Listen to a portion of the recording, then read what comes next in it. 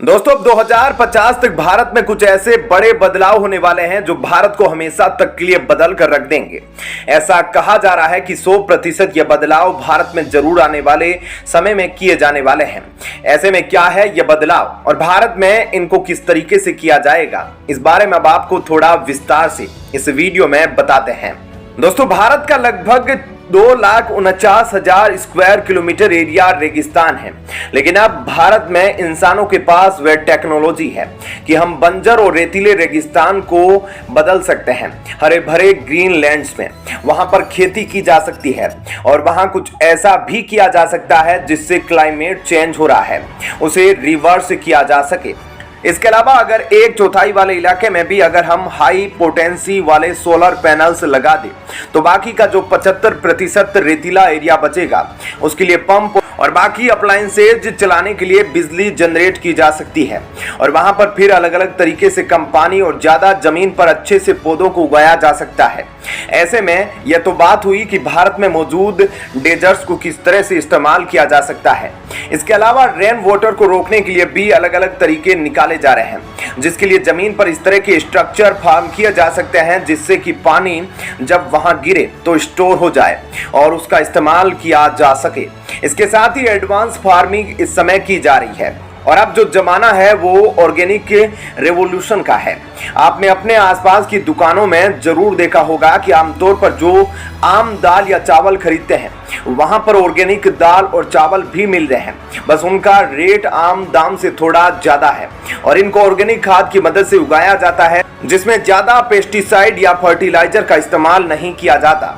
Natural waste और पुरानी फसलों को बचाने में कामयाबी मिल रही है। यह एक ऐसा रेवोल्यूशन है जिसे अपनाकर भारत के किसान अच्छा खासा पैसा भी कमा सकते हैं, क्योंकि ऑर्गेनिक तरीके से फार्मिंग करने से फसल काफी ज्यादा पैसा देती है। ऐसे में स्वास्थ्य और पर्यावरण के लिए यह अच्छा होता है और इससे मुनाफा भी अच्छा खासा होता है। इसके अलावा भारत में कचरे से भी बिजली बनाई जा रही है। ऐसे में वेस्ट रिसाइकलिंग भी आज के समय में एक बहुत बड़ा धंधा बन गया है और यह इंडस्ट्री बनकर भारत में उभर रहा है। ऐसे में वेस्ट मैनेजमेंट के जरिए भारत में जितने भी काम किए जा रहे हैं उससे न सिर्फ लोगों को अच्छा खासा मुनाफा मिल रहा है बल्कि सरकार की तरफ से सब्सिडी भी मिल रही है। इसके अलावा अब हमारे देश में कंस्ट्रक्शन ऑफ इको हाउसिंग का कंसेप्ट भी चल रहा है। ऐसे में 3D प्रिंटिंग टेक्नोलॉजी का इस्तेमाल भी आगे जाकर होने लगेगा घरों को बनाने के लिए और ऐसा होने से अचानक घरों को बनाने के लिए कॉस्ट एकदम से कम हो जाएगा और यह आने वाले 5 से 10 सालों में होना मुमकिन है। ऐसी मशीनें आ गई है जो 3D प्रिंटिंग टेक्नोलॉजी की वजह से घरों का निर्माण कर देती है और आजकल जो घर बन रहे हैं उसे पर्यावरण का काफी ज्यादा ध्यान दिया जा रहा है। पहले हम लाल ईंटों का यूज करते थे जिसकी वजह से काफी पोल्यूशन होता था, लेकिन जब से फ्लाई ऐसे ब्रिक्स आई है आसानी से तूफान झेल सकती है और घरों को ठंडा और मजबूत भी रखती है और यह फ्लाई एश से बनती है जो एक तरीके का वेस्ट है और यह काफी सस्ती भी पड़ती है। इसके बाद अगर हम ग्रीन एनर्जी सोर्सेज की बात करें तो हाइड्रोजन फ्यूल, बायोफ्यूल और अब तो इलेक्ट्रिक व्हीकल भी आ गए हैं। ऐसे में जिस तरह से फोसिल फ्यूल की निर्भरता को हम पर से कम किया जा रहा है जो काफी अच्छी बात है। इन सब बातों से आप खुद ही अंदाजा लगा सकते हैं कि 2050 तक भारत में जिस तरह से बड़े बदलाव किए जाएंगे जो भारत को हमेशा के लिए बदल कर रख देंगे। ऐसे में इस खबर के बारे में आपकी क्या राय है हमें कमेंट करके जरूर बताएं और अब आपको बताते हैं ऐसी ही एक और बड़ी खबर।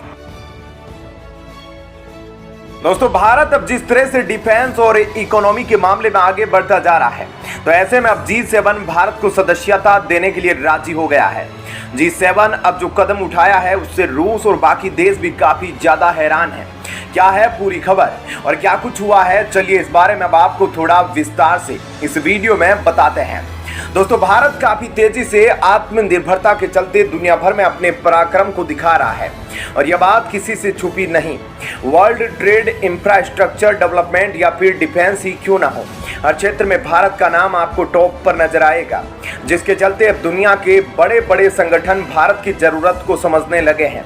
हाल ही में एक आर्टिकल रिलीज किया गया है जिसमें ब्रिटिश मीडिया की तरफ से इस बात पर जोर दिया गया है कि अगर चीन की जीडीपी को बीट करना है तो भारत को G7 का हिस्सा बनाकर इस संगठन को G8 बनाना होगा और इस वक्त इस डिमांड पर काफी तेजी से जोर दिया जा रहा है और ऐसा इसलिए क्योंकि G7 समिट की मीटिंग जल्द ही अब करीब आ चुकी है। आपको बता दें कि खबर यह है कि G7 की मीटिंग जापान में होस्ट की जाएगी जिसमें भारत के पीएम जरूर शिरकत करेंगे, लेकिन अब कहा जा रहा है कि वह वक्त आ चुका है जब भारत को G7 का हिस्सा बनाकर इसे G8 कर दिया जाए।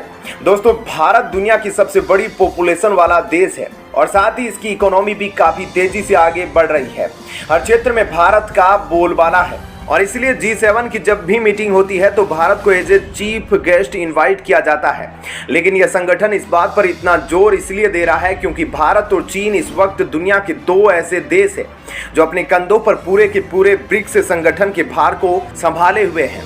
ये दोनों देश जहां एक साथ हो जाते हैं तो उस संगठन में वैसे ही वजन बढ़ने लग जाता है, क्योंकि इन दोनों ही देशों में पूरी दुनिया के 45% से ज्यादा आबादी मौजूद है।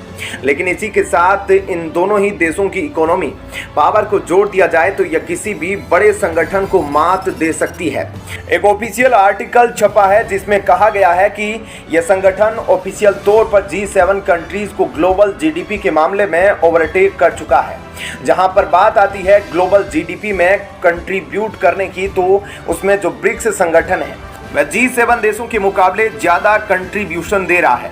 अब ऐसे में जहां एक तरफ G7 में दुनिया भर की टॉप इकोनॉमिक कंट्री शामिल होती है तो वहीं ब्रिक्स में सिर्फ 5 देश मिलकर इस संगठन को चला रहे हैं, जिसमें ब्राजील, साउथ अफ्रीका, रूस, चीन और इंडिया शामिल होते हैं। और इन 5 में से 3 देशों के हालात वैसे ही खस्ता है, यानी कि सिर्फ भारत और चीन के कंधे पर पूरा ब्रिक्स संगठन चल रहा है जिसने आज पूरी दुनिया भर में अपनी धाक जमा दी है। लेकिन आने वाले वक्त में इकलौता इंडिया ही एक ऐसा देश बचेगा जिसकी इकोनॉमी बहुत ही बेहतरीन होगी, क्योंकि भारत में पॉपुलेशन ज़्यादा है और यहाँ डेवलपमेंट भी काफ़ी ज़्यादा हो रहा है। तो वहीं चीन की पॉपुलेशन भारत से काफ़ी आगे बढ़ चुकी है और कुछ ही वक्त में 100 करोड़ से भी नीचे चली जाएगी, यानी कि इसकी इकोनॉमिक डेवलपमेंट भी उतनी ही तेज़ी से गिरेगी, जबकि भारत की इकोनॉमी डेवलपमेंट उतनी ही तेज़ी से बढ़ेगी।